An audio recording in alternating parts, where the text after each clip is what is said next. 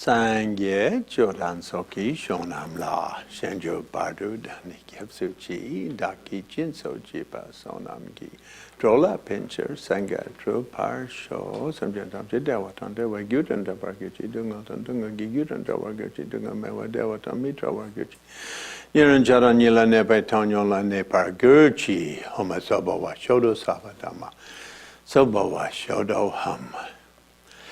I think the first time I taught the Six Yogas of Naropa in the West, I called it Tibetan Kundalini Yoga because Kundalini is a well-known term, published with books of that nature, using it as an almost English word.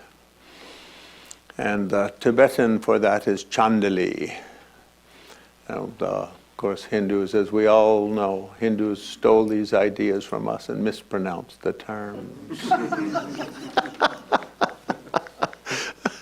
So, Chandali Yoga. And Tibetans translated Chandali, or Kundalini, Chandali as tummo, which means fierce woman or hot chick. And the reason why it's called that is because it's said at the time of our conception we get the male drop from our father, the female drop from our mother. Those two unite and we're floating in the bardo, coming from our previous life and looking for a soft, gentle landing. And we see a couple making love with whom we have a strong connection. And we shoot from the sky above like a shooting star into the two seeds. And these two grow and grow and grow and grow. But the essence of these two, in this Chandali or tummo metaphor, is that our male energies are stored, or the essence of the male energy is stored as kind of the conceptual driving force in the crown chakra, called the crown chakra, but really meaning the center of the brain chakra. And the essence of our female ancestry is stored in our navel chakra. We cannot achieve enlightenment by means of the crown chakra. The crown chakra carries sensory consciousness, filters it and transforms it, and processes it and so forth, but it always experiences the world in little pictures. And to achieve enlightenment, we must rely more heavily upon the red force, the marcha. In other words, by raising or increasing the force of the red energy, the red drop in our navel chakra, we can heat up the whole system. And in doing so, and because this is a female quality, or the female ancestral inheritance, it's called tummo, the fierce woman, or the fierce female, or the hot chick. And so tummo sometimes is called inner fire. It's called fire because when we intensify that energy, it is experienced as a heating of the body. And often at the end of the long retreats, they will do sort of demonstrations of sitting outside in the middle of winter. We chose this month up here because usually you have a lot of snow. And so we thought at the end of the weekend, a Sunday afternoon, if there are like 3 feet of snow, we could do that and go sit outside in the snow and bring out our bed sheets wet and wrap them around and see how many we can dry. But can be used to produce bodily heat, or can be experienced as bodily heat, but that's just a side effect of the practice. The actual purpose of the practice is to achieve enlightenment. And so Chandali, or tummo, therefore, is said to be the foundation stone. Foundation stone is used because when we build a house, we put in a strong foundation, usually of big rocks in olden times. And when those rocks are big and solid, our house sits solidly on it. Therefore, we see the Naropa yogas spoken of in different ways. And one of those is what we do in order to become an appropriate vessel for practicing tummo successfully, or practicing Chandali successfully. So we could call all of those preliminaries. In a sense, they're all preliminary to tummo. And then once we are qualified to practice tummo, how we can use that tummo for accomplishing the state of enlightenment, famously said, in one lifetime. But my experience is only about 50% of my students achieve that.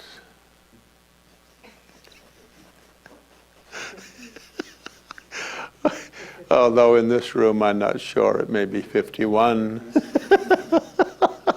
or 49. It should be pointed out that tummo, all Tibetan schools, and there's about 20 different Tibetan schools. They like to talk about the 4 big ones, but the 4 big ones aren't really a very meaningful conversation. It's just a kind of a way that people who like to simplify things talk about it. There's about 20 schools. All of those schools of Tibetan Buddhism are the same in that they all practice everything you do to become qualified to practice tummo successfully. And once you can practice tummo successfully, how to use tummo as the foundation stone of your tantric practice. So when the Naropa path is divided into 2, it's divided like that. And sometimes it's divided into 4. When it's divided into 4, then the first part, everything you need to do to get prepared to practice tummo professionally. Yeah, it can be divided into 2. And one of those are what's known as the sutra preliminaries, and the other, the tantra preliminaries. And then the second part of that becomes tummo, and then what you do with tummo. How does merely intensifying the fierce woman, the female element, the tummo, the inner fire, how to do that in such a way that it carries you to enlightenment. So when it's divided into 4, the tummo becomes 1. And the second part becomes everything else all the way to enlightenment. And then sometimes when it's divided into 6, they leave out the sutra altogether, and they also leave out everything you do to get to tummo. And they just start with tummo. So tummo becomes the first.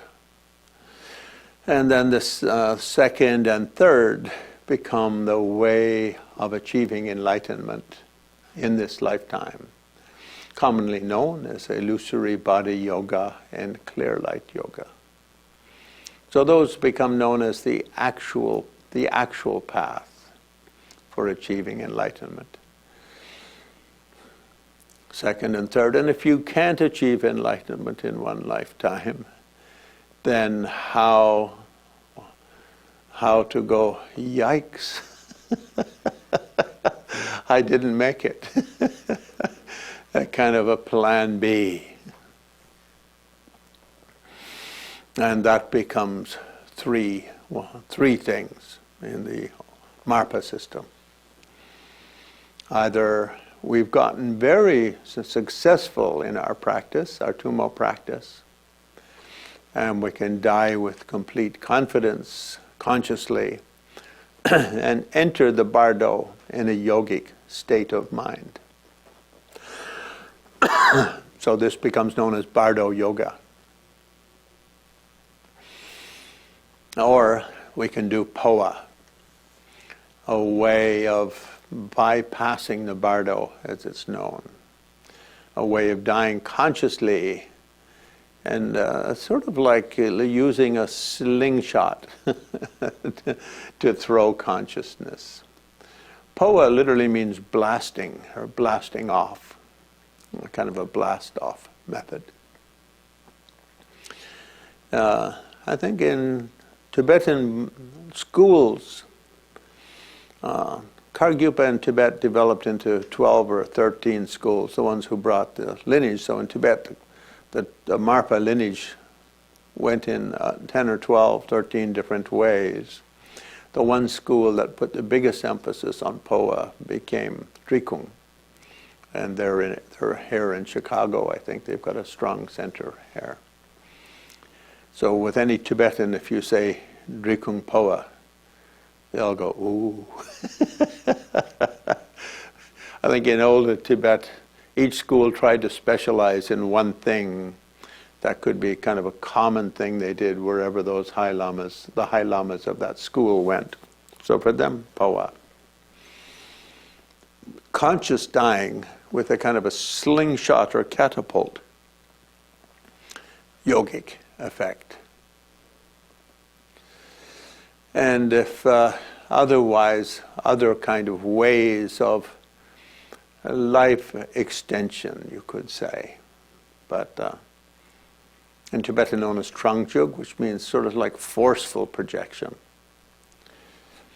In later days, often they stopped talking about the forceful projection. It sort of became a little bit of taboo subject. Though until about 15th century, it remained quite commonly spoken of as the sixth of the six yogas. In other words, Tilopa mentioned it as the sixth of the six yogas. Naropa mentioned it as the 10th of the 10 dharmas or 10 yogas. In Tibet it became controversial, and so you could say it kind of dropped from the public conversation and was only practiced in a kind of a very quiet, discreet way. It was maintained, if at all, as a secret lineage. So any Lama speaking will either say, it doesn't exist anymore, it died out with the death of Dharma Dode. Marpa's one of Marpa's sons, and the one to whom the lineage from Naropa had been passed. Sort of the main one to whom it had been passed. And so they're divided in that way. 2, 4, 6, 8, and 10. We'll skip the 8 and just go to the 10. But when the 6 become 8, as complete, they're all completion stage yogas. Then the 2 extra become Mahamudra and Karma Mudra. Usually put in the other way, Karma Mudra and Mahamudra. Karma Mudra being the consort practice, often in the West simply translated as sexual yogas. But Tibetans don't use that word, and there's no Sanskrit equivalent for sexual yogas. Karma Mudra, stamp of destiny or seal of destiny. In other words, how to use one's love life as a tummo yoga, how to use the sexual energies, integrate one's romantic life with one's tummo cultivation. Perhaps that's the best way to say it. And in Tibet, usually not a lot is written or said about it in public, because Tibet was very monastic communities, and outside of the monastic communities, when the practice was in small communities of lay people, then the mum's the word. That lineages were generally passed word of mouth and by oral tradition. So most of Tibetan commentaries to the Six Yogas, when they discuss Karma Mudra, Legya in Tibetan, they just say, this is a Sangwe Chu, this is a secret Dharma or discrete Dharma, and is only taught as an oral tradition. Of course, when you rifle through the libraries, Tibetan libraries, you do find commentaries to it. But in Tibetan libraries, no library was attached to a computer file. And you always had a librarian who knew where everything was of the 10,000 books in there, and one or two assistants who perhaps knew where they were. And if you went in and said, I would like your selection of your books on Karma Mudra, they would say, oh no, we don't. Do you know anything, Tashi? No. What about you, Losang? Oh no, I have no idea. But take a look if you want. There's 20,000 books over there, each individually hand wrapped, and it takes you like half hour to unwrap it and read the title, and then half an hour to rewrap it.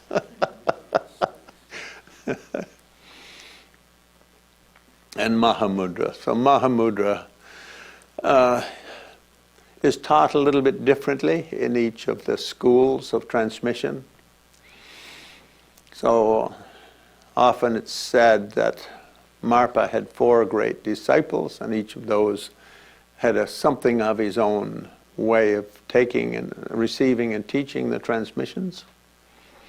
Now, Marpa didn't receive just one lineage of Mahamudra. That's a sort of a big topic in all of the tantras. But he mainly had 3 lineages: Tilopa, Naropa, Maitripa.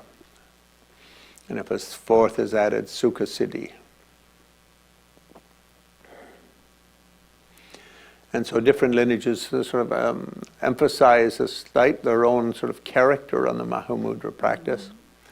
I guess you'd say Mahamudra is the closest to what we think of as kind of Zen Buddhist practice, or a kind of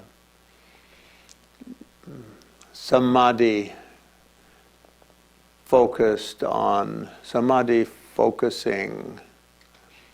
on the simple radiance of being, primordial radiance of being. They use terms like semging o, essence of beingness or essence of consciousness. There is nelug, semgi nelug. Nelug is like the manner in which things, the manner in which things rest, the resting place, perhaps, resting place of all things, resting place.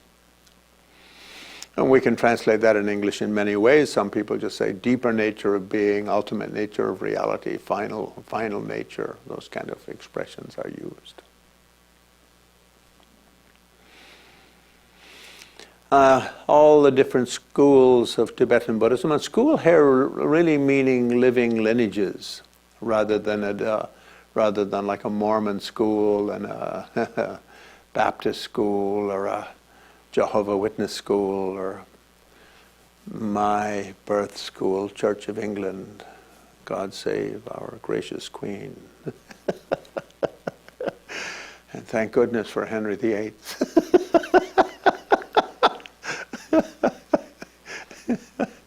So it doesn't mean a school in that kind of administrative way or structured way, but rather lineage of transmission, something like that.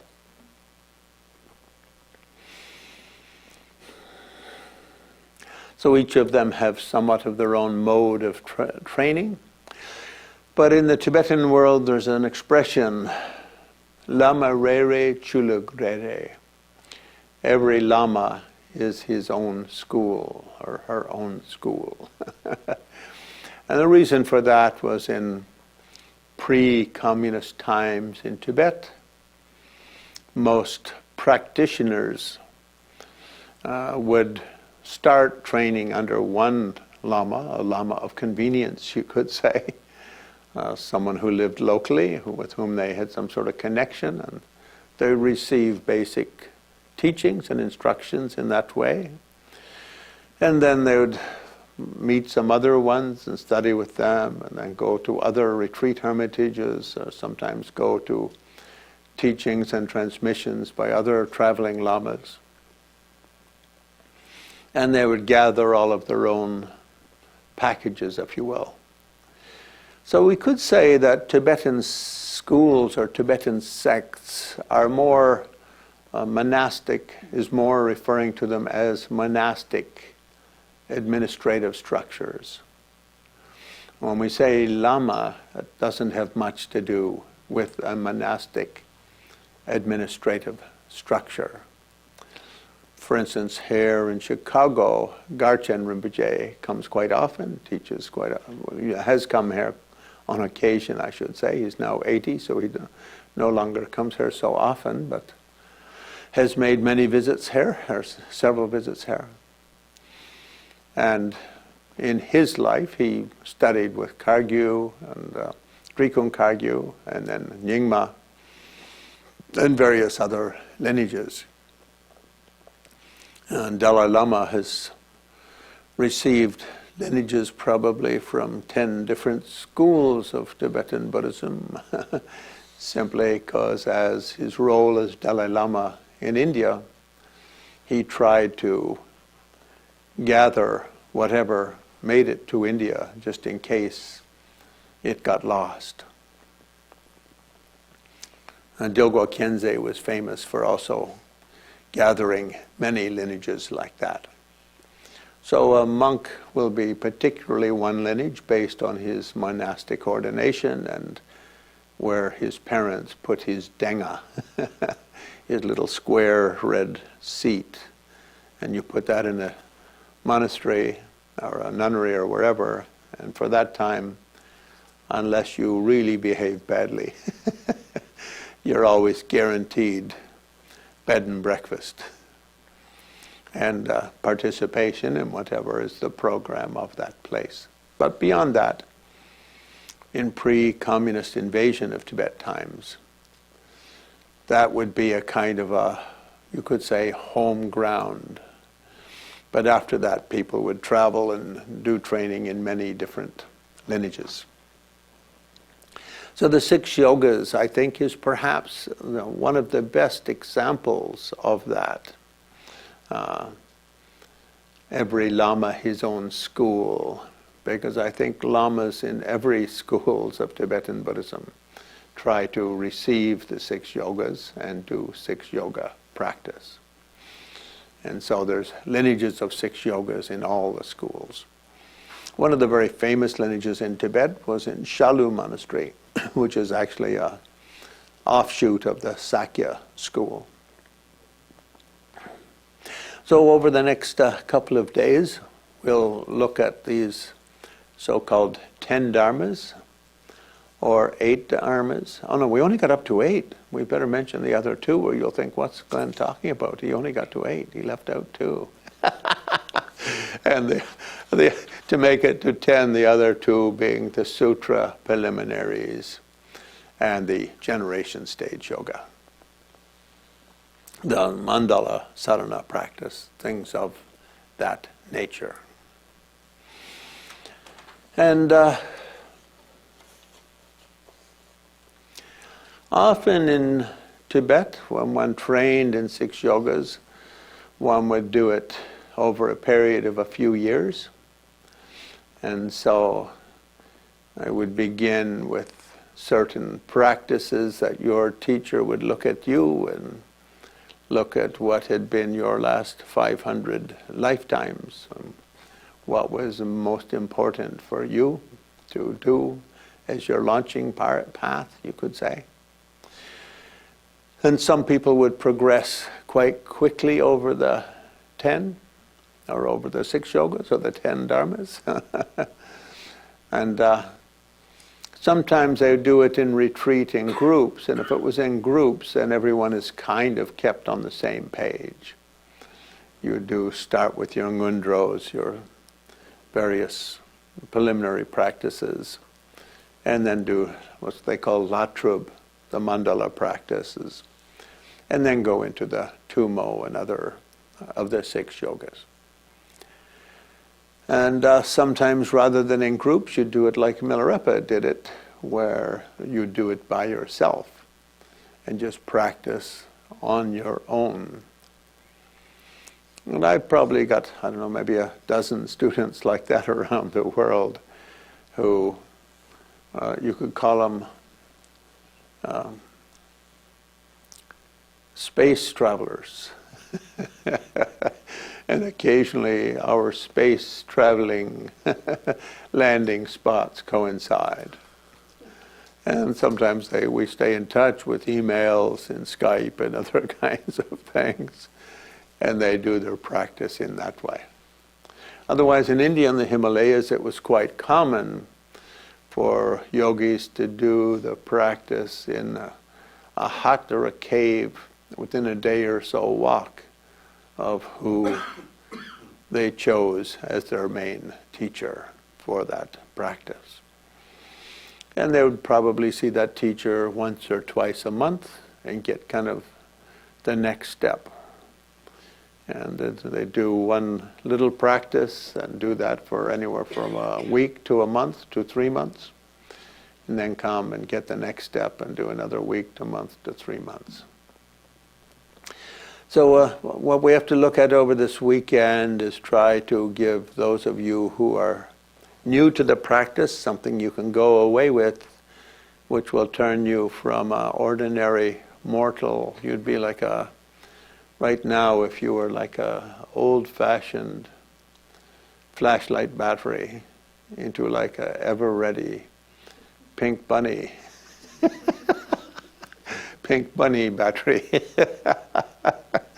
In other words, a practice that you could use from which you will have very strong beneficial effects, and you can carry with you.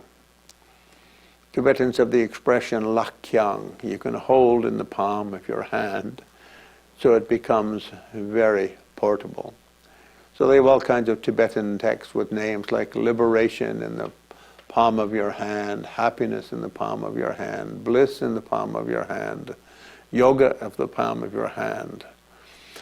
It means something which you can hold and practice in a very simple, direct, easy, effective manner. So we'll try to do some of that over this weekend.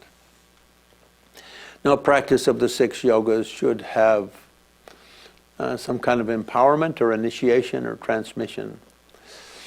And one of 2 transmissions are usually recommended, either chakra sambhara, and I've given that empowerment in Chicago on a number of occasions, and about half of you have that, I think. And the other is He Vajra. And He Vajra, I'll do just a brief form of it on this during this retreat for auspicious purposes. He Vajra was the main yidam of Marpa who brought the lineage to Tibet, but Chakrasamvara was the main lineage of Milarepa and also of Gampopa. So it became more dominant, I think, in many of the Kagyu schools. And also in other schools that adopted in Sakya, He Vajra remained more dominant, whereas in Kadampas, Gelugpas, Shalupa, other lineages like that, then I think the Chakrasamvara also held very strong sway. But both of those are based on a very similar system of tummo. So all of the manuals say that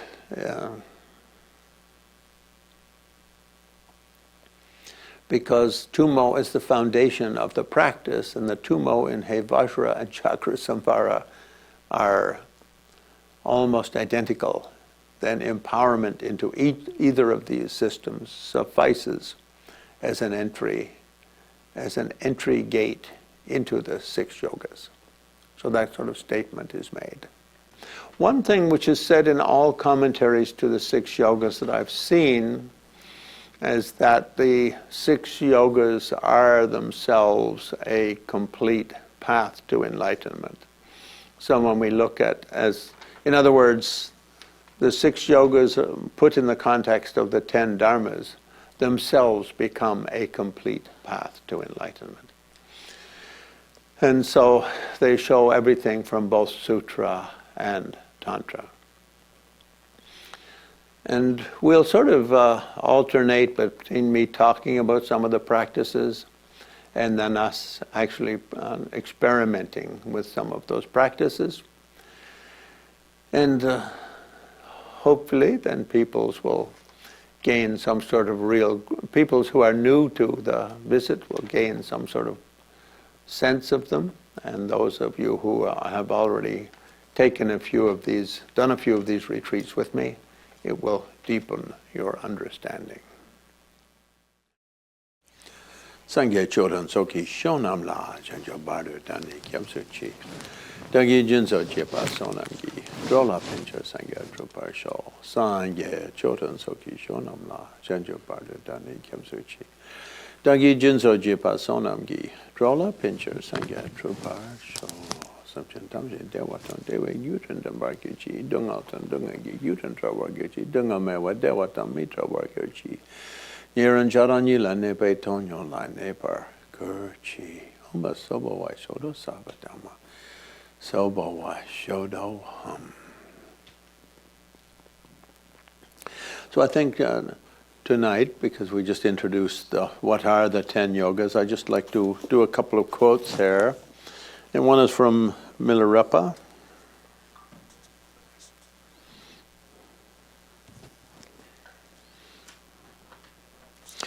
And here there's Milarepa's talking about to one of his disciples about what is the basis on which one can do the six yoga practice. And he says, first establish the basics like refuge in the three jewels, two aspects of bodhicitta, aspirational engage. Otherwise, both guru and disciple will fall over the precipice of spiritual disaster.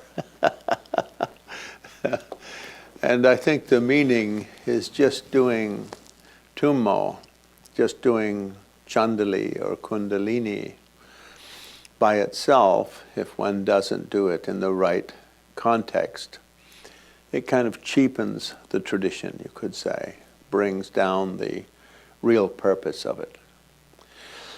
One of my Zen teacher friends in Toronto, and he's quite a very successful Dharma teacher, Zen teacher, He says, I keep getting these people coming into my temple wanting to learn meditation for stress reduction. It pisses me off.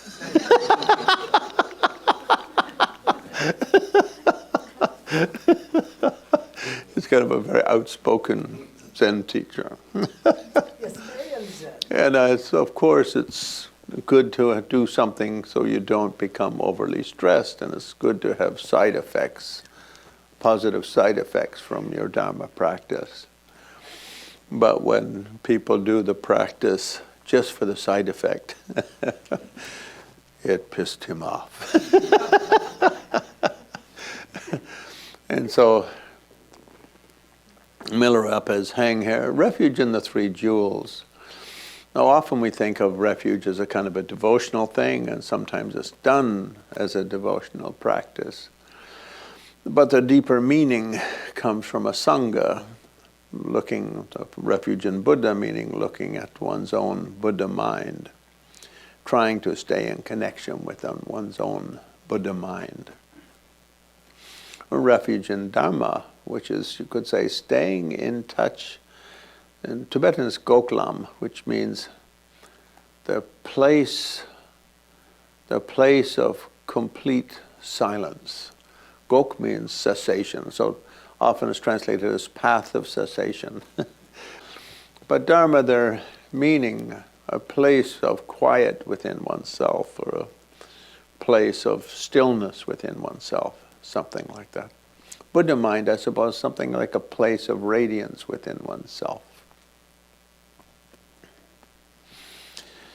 And Dharma also having the sense of everything one does, regardless of the context or the activity.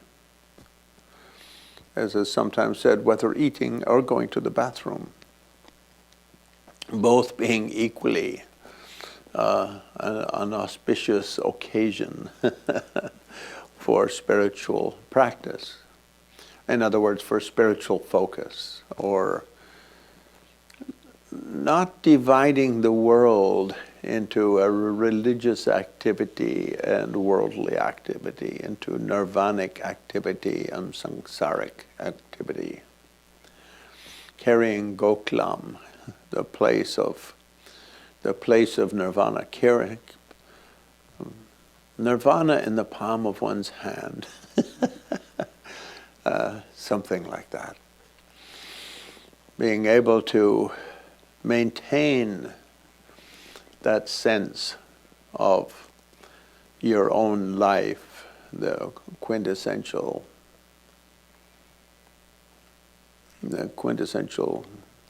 goodness or strength of your own life, quintessential beauty, I suppose you could say, of your own life. And Buddha, refuge in Buddha mind, how wherever one is, the background of that experience, the core, perhaps you could say, the core of that experience is shares the basic nature of enlightenment itself.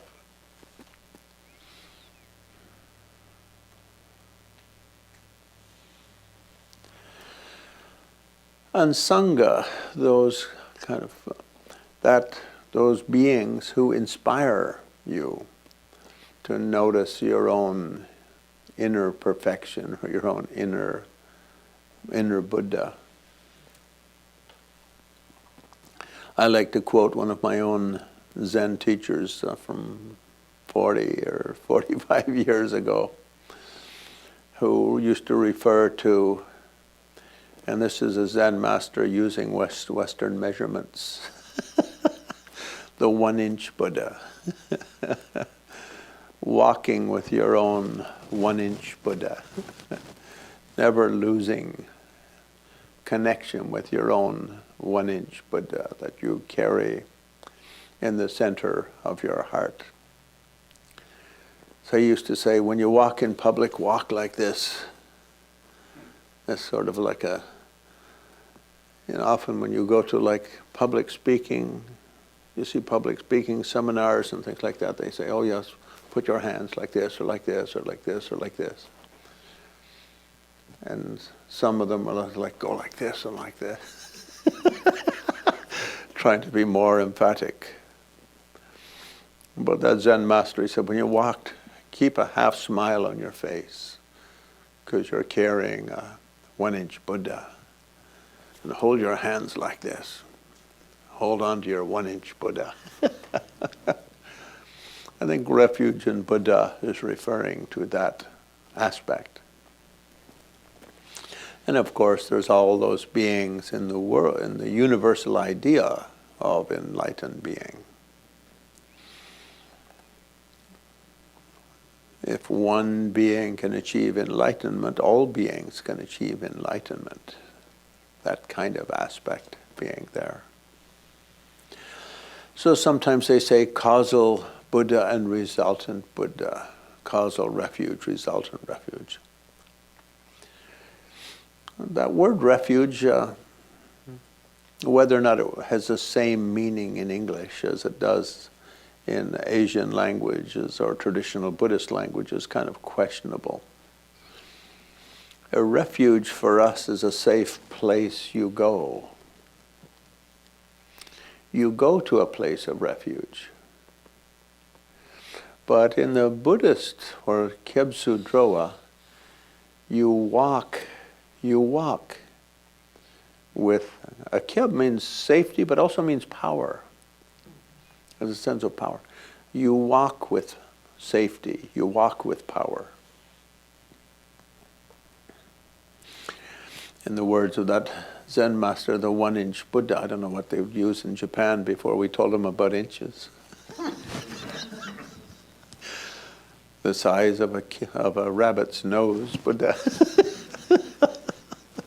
So going in safety, going with power. In other words, when one remembers one's own, when one remembers deep inside oneself, there's a quality equal to Buddha, equal to Nagarjuna, equal to a Sangha, equal to Christ, equal to all living beings, but equal to those greatest of living beings. What in Buddhism, sometimes in literature they say, Migi Senge, lions amongst humans. Walking like a lion. I remember the first time I met Dalai Lama, I'd read that expression, walking like a lion, and we're standing outside his home waiting for him to come out for a brief audience, maybe 30 or 40 people, who mostly meeting him for the first time. And he walked out, and suddenly this expression, walks like a lion, just popped into my head so strongly it's like almost knocked me down. So Kyebsu Drowa, rather than looking for refuge or going to refuge, really means walking, traveling. Drowa means Kyong Kaba Drogare, compass, like that. Where are you going? So Drowa means to go, and not Kampala Drogins, Kampa Gyabula Drogins. I'm going by walking, used as a verb in those ways. If we, from our side, don't have a strong sense of our own deeper potential, our own great potential, how there's something about us equals the Dalai Lamas or the Garchen Rinpoches or the Sakya Trizins or whomsoever, then both guru and disciple can fall over the precipice. Now why precipice? And I think because masters teach students in order to bring those students to enlightenment. It's not like just a casual activity like playing badminton for the afternoon or tiddlywinks. By the way, I brought my tiddlywink set, and at the end of this I will be challenging participants.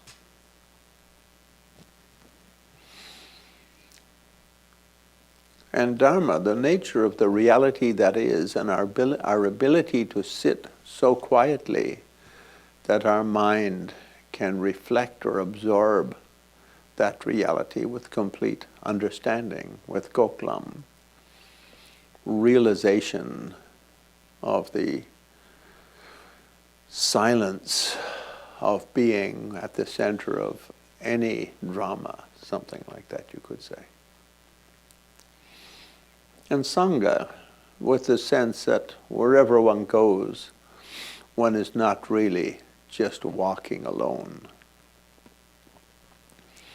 The whole universe is on one's side. Something like that. Causal, in the sense that when we look at it in one way, we can take a very simple view of it. Resultant, our own Buddhahood is what is our place of power. Our own Dharma, our own wisdom is what is the path to be followed. Our own Sangha, our own compassion is our own fulfilling the needs of the world. Fulfilling the needs of the world is our own Sangha. Causal and resultant. And the two bodhicittas.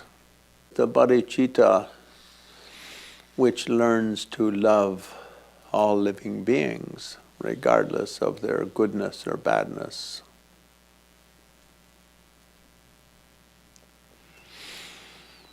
And the ultimate bodhicitta, which understands that nothing exists in the manner of its appearance, the emptiness of things existing as separate phenomena.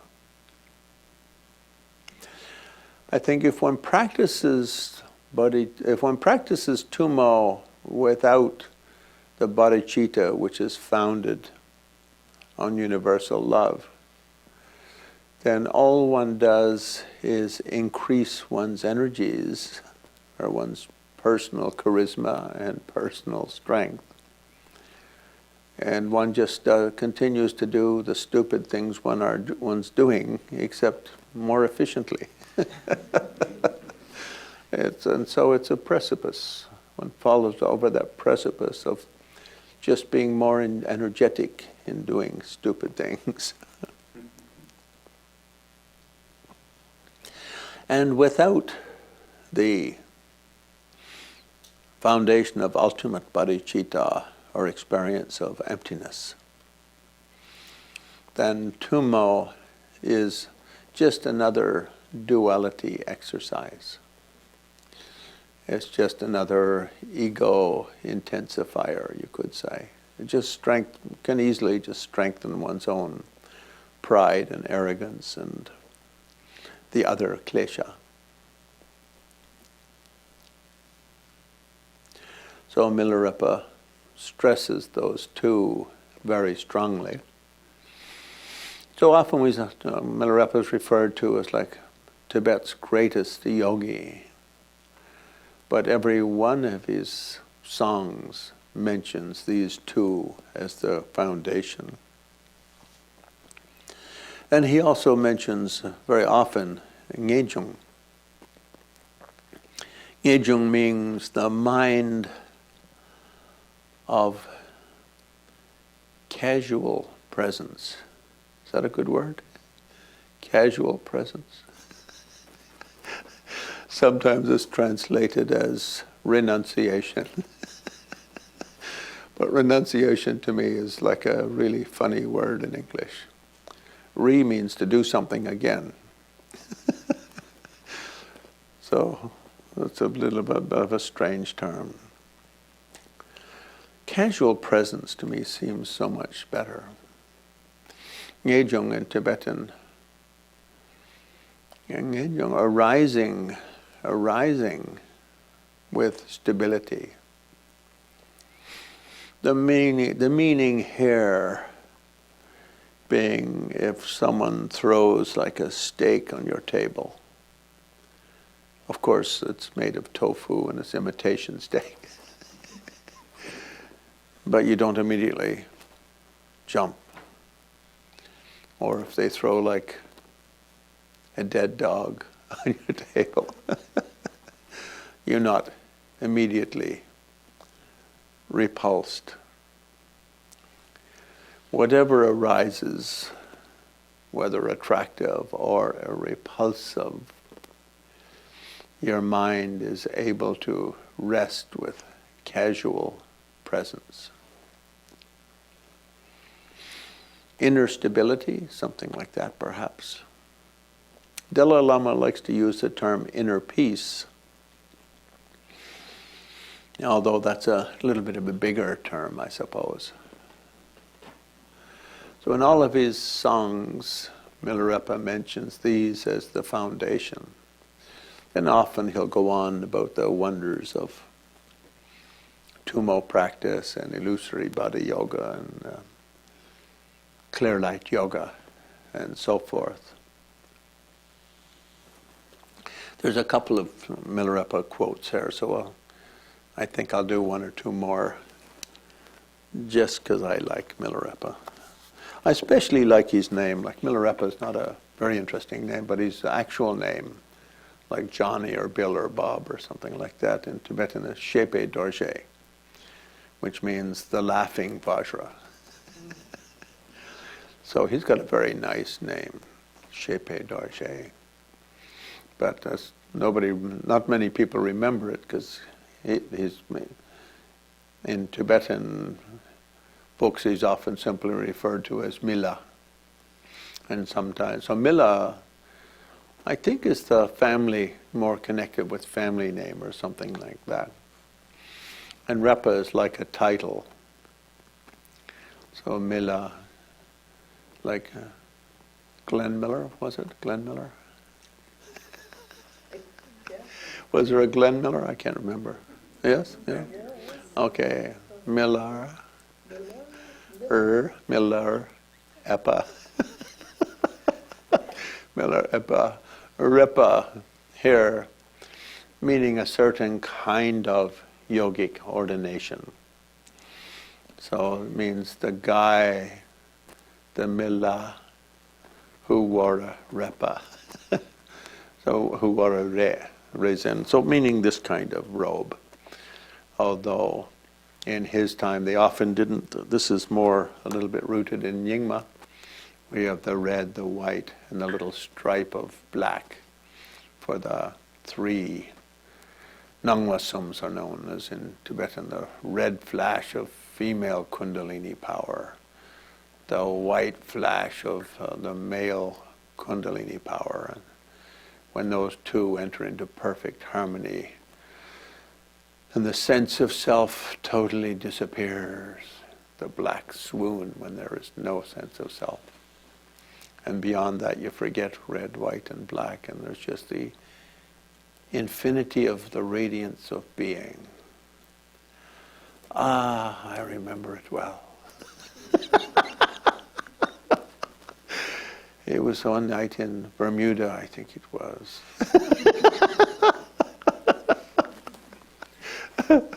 So the Repas in the lineage coming, I think it's with the old schools, Nyingma and Bunpo, they wore these because often with these are called ngakbezen, the tantric shawl, and with Bunpo and Nyingma, often the spiritual lineages were passed father to son or mother to daughter.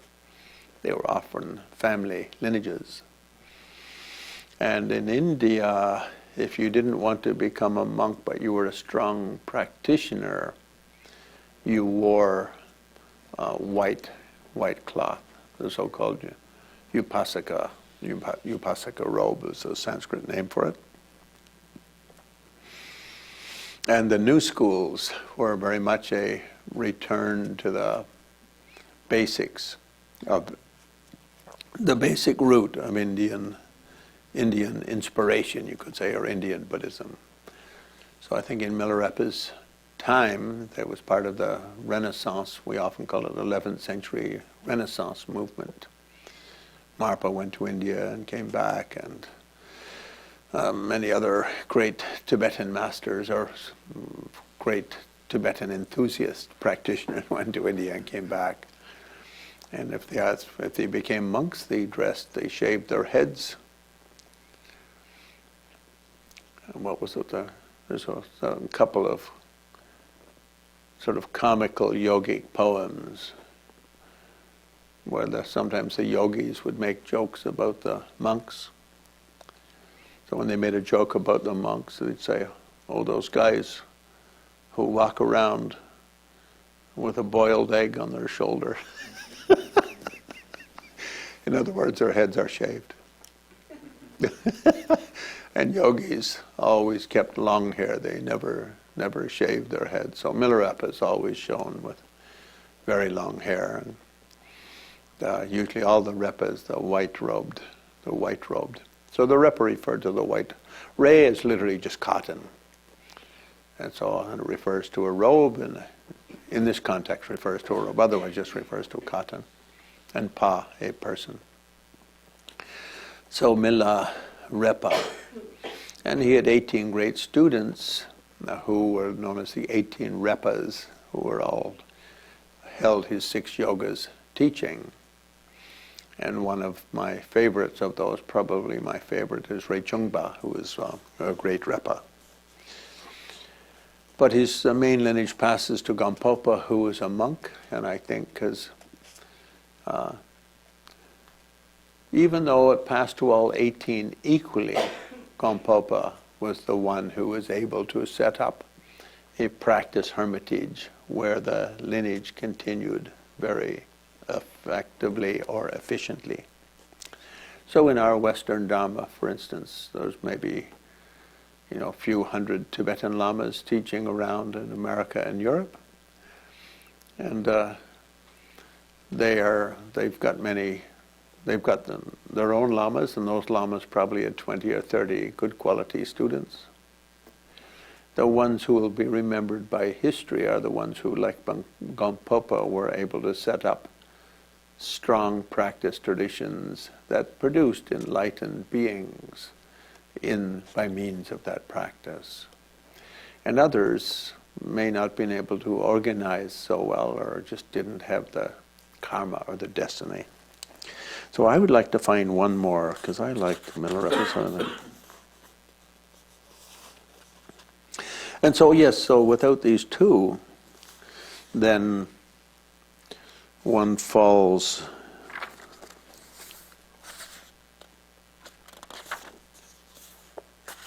Okay. So the other one I wanted to quote is to end the evening on a positive note.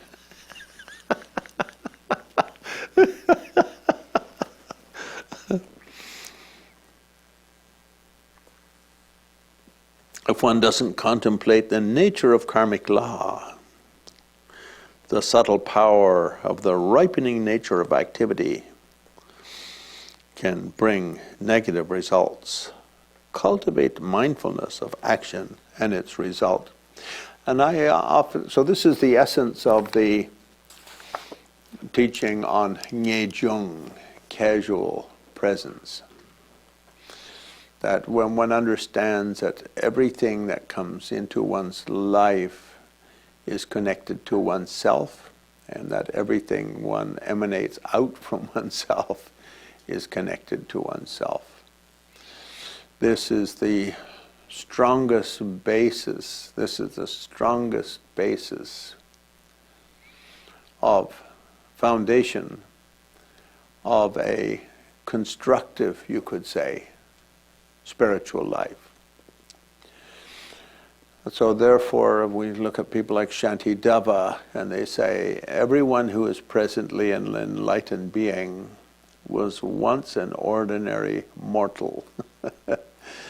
But they applied themselves to the training and by applying themselves to the training, achieved greatness, achieved enlightenment.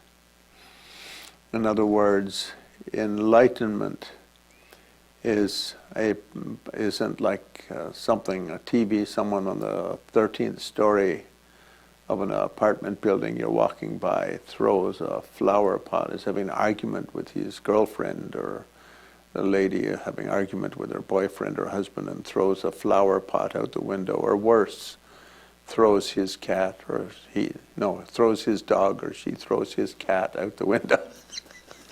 And you're 13 stories down and it lands on your head. And the cat or dog does poo-poo all over you from the impact of the landing. Enlightenment is not like that.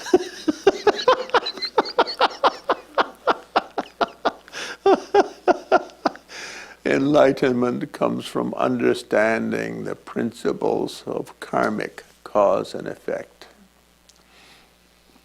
It's like solving any problem. If your car is broken, how do you get the car working? It's not looking at the car and just saying, work, work. I know when I was traveling in China one time, this fellow came up and started talking to me, and I had no idea what he was saying because it's in Chinese and I don't speak. So then he just said it louder. And I still didn't get it. And then he really yelled it. And then he said the words very strongly, like each one very slowly and extremely loudly. So then I just punched him. No.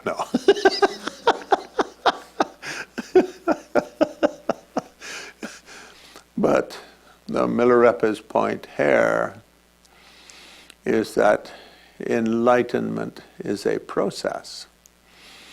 In other words, it's like often in the Buddhist world, he's drawing from Indian lineage because he received his lineage from Marpa, who received from India.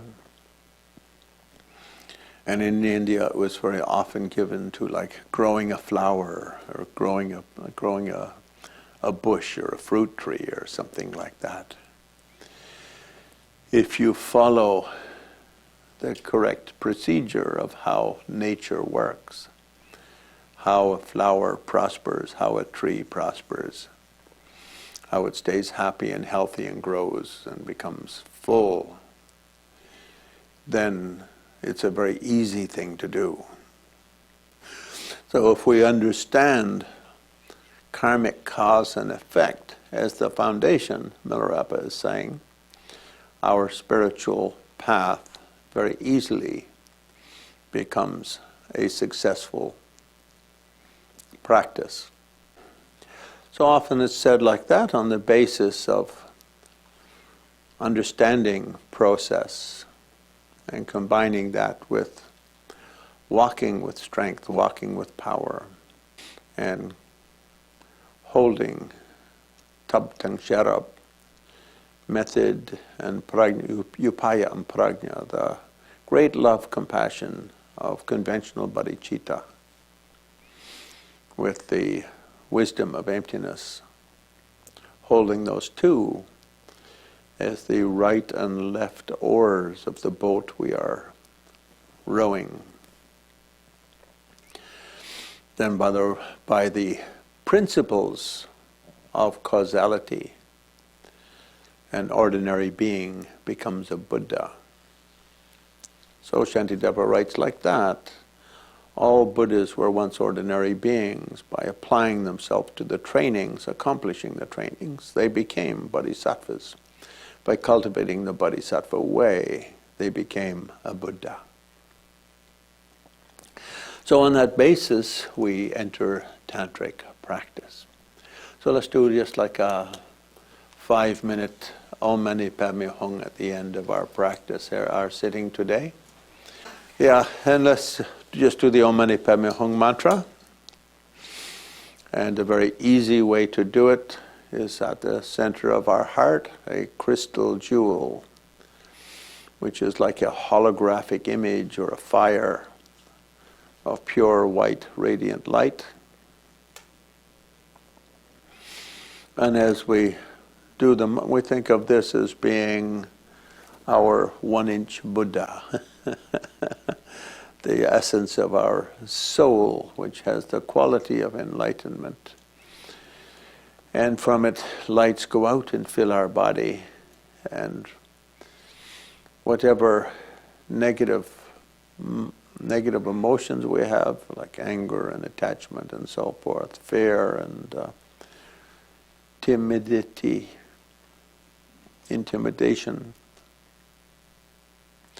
pride and arrogance and narcissism, etc., as well as wrong understanding of nature of self within ourselves, within our karmic flow, or within our santana, our flow of body, speech, and mind. These negative forces relax.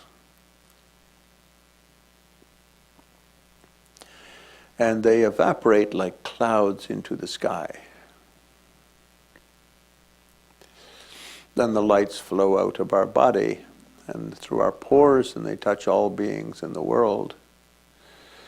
And all beings in the world are sort of inspired by a kind of a joyful, radiant moment. Also, like physical illnesses and physical aches and pains and anxieties and stresses and so on, all of these relax and are put in the deeper context of the infinity of being, the emptiness of being. Om Mani Padme Hung, Om Mani Padme Hung, Om Mani Padme Hung, Om Mani Padme Hung, Om Mani Padme Hung, Om Mani Padme Hung, Om Mani Padme Hung, Om Mani Padme Hung, Om Mani Padme Hung, Om Mani Padme Hung, Om Mani Padme Hung, Om Mani Padme Hung. Om Mani Padme Hung, Om Mani Padme Hung, Om Mani Padme Hung, Om Mani Padme Hung. Om Mani Padme Hung, Om Mani Padme Hung, Om Mani Padme Hung. Om Mani Padme Hung, Om Mani Padme Hung, Om Mani Padme Hung, Om Mani Padme Hung, Om Mani Padme Hung. Om Mani Padme Hung, Om Mani Padme Hung, Om Mani Padme Hung, Om Mani Padme Hung. Om Mani Padme Hung, Om Mani Padme Hung, Om Mani Padme Hung, Om Mani Padme Hung, Om Mani Padme Hung, Om Mani Padme Hung. Om Mani Padme Hung, Om Mani Padme Hung, Om Mani Padme Hung, Om Mani Padme Hung. Om Mani Padme Hung, Om Mani Padme Hung, Om Mani Padme Hung, Om Mani Padme Hung, Om Mani Padme. Om Mani Padme Hung, Om Mani Padme Hung, Om Mani Padme Hung, Om Mani Padme Hung, Om Mani Padme Hung, Om Mani Padme Hung. Om Mani Padme Hung, Hri, Hri, Hri, Hri. Then we just let our body's sense of that world and our body dissolve into the little white, into our body, and into the body dissolve head down and feet up into the little white radiance or white flame, white crystal jewel.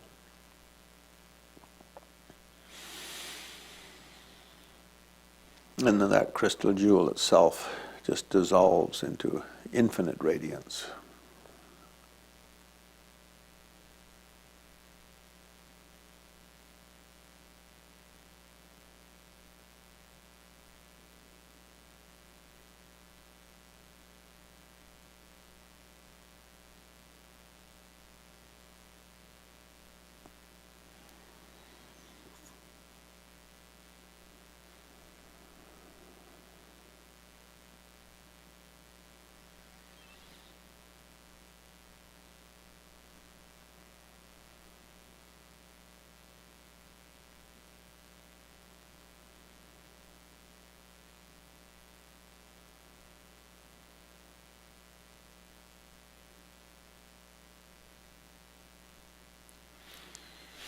And we come out of the emptiness or the infinite radiance and just do a few more mantras and then get up from our chair thinking, wow, I am walking like a 1-inch Buddha.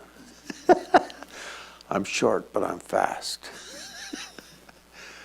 Om Mani Padme Hung, Om Mani Padme Hung, Om Mani Padme Hung, Om Mani Padme Hung, Om Mani Padme Hung, Om Mani Padme Hung, Om Mani Padme Hung. Om Mani Padme Hum. Hri, Hri, Hri, Hri. Gewadi in Yurdadak, Shenrazi Wan Trib Girne, Droa Chikyung Malupa, Te Salagu Barjo, Janjo Samcho Rinpoche, Makia Pana Keguchi, Kiepan Yampa Mepa Young, Kone Kondu, Palwar Show. Thank you.